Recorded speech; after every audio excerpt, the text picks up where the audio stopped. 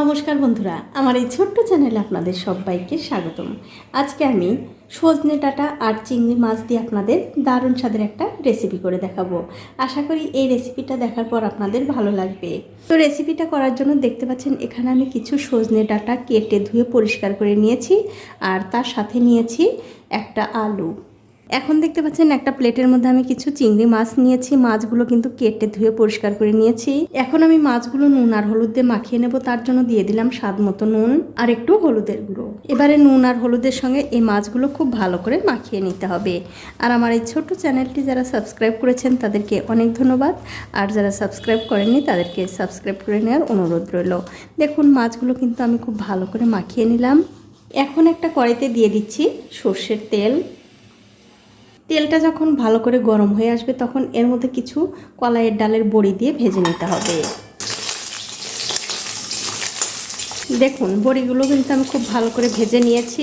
এখন এই বড়িগুলো আমি তুলে নিচ্ছি। বড়িগুলো তুলে নেবার পর ওই তেলের মধ্যে ভেজে নেব এই চিংড়ি মাছগুলো। দেখুন মাছগুলো কিন্তু ভালো করে ভাজা হয়ে গেছে। এখন এই মাছগুলো আমি তুলে নিচ্ছি। তুলে নিয়ে ওই কড়াইতে দিয়ে দেবো আরও একটু সর্ষের তেল। আর তেলটা গরম হয়ে গেলেই এর মধ্যে দিতে হবে তেজপাতা আর একটু গোটা জিরা। এবারে তেলের সঙ্গে জিরা আর তেজপাতা একটু ভালো করে ভেজে নিতে হবে। যখন দেখবেন জিরা আর তেজপাতাটা একটু ভালো করে ভাজা ভাজা হয়ে গেছে তখন এর মধ্যে দিতে হবে আলু, আর দিয়ে দেবো সামান্য একটু নুন আর হলুদের গুঁড়ো। এবারে নুন আর হলুদের সঙ্গে এই আলুটা খুব ভালো করে ভেজে নিতে হবে। দেখুন আলু কিন্তু বেশ ভালো করে ভাজা ভাজা হয়ে গেছে। এখন আমি এর মধ্যে দিয়ে দিচ্ছি সজনে ডাঁটা। তার সাথে দিয়ে দেব হলুদের গুঁড়ো, সামান্য একটু লঙ্কার গুঁড়ো, ধনিয়ার গুঁড়ো, জিরার গুঁড়ো। সবশেষে এর মধ্যে একটুখানি জল দিয়ে এই মশলার সঙ্গে সজনে ডাঁটা খুব ভালো করে কষিয়ে নিতে হবে। দেখুন 2-3 মিনিট সময় ধরে এই সজনে ডাঁটা কিন্তু খুব ভালো করে আমি ভাজা ভাজা করে নিয়েছি।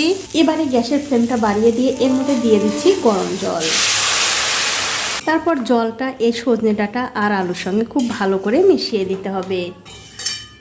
মিশিয়ে দেওয়ার পর যখন দেখবেন তরকারির মধ্যে এরকম বলক এসে গেছে তখন এর মধ্যে দিতে হবে সর্ষে বাটা। এখানে আমি সর্ষে আর কাঁচা লঙ্কা একসঙ্গে বেটে রেখেছি, সেই বাটা দিয়ে দিলাম। তারপর মিক্সির বাটিটা ধুয়েও একটু জল দিয়ে দিচ্ছি। এবারে সব কিছু দিয়ে আবারও খুব ভালো করে 4 থেকে 5 মিনিট এই তরকারিটা রান্না করে নিতে হবে।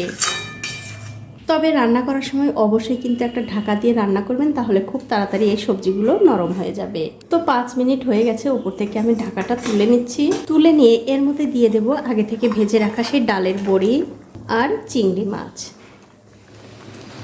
আর দিয়ে দিচ্ছি একটু স্বাদ মতো নুন। আমার মনে হচ্ছে নুনটা কম হয়েছে, তার জন্য একটু নুন দিয়ে দিলাম। এবারে সব কিছু খুব ভালো করে মিশিয়ে দিয়ে আবারও ঢাকা দিয়ে এই তরকারিটা আমি 7 থেকে 8 মিনিট রান্না করে নেব।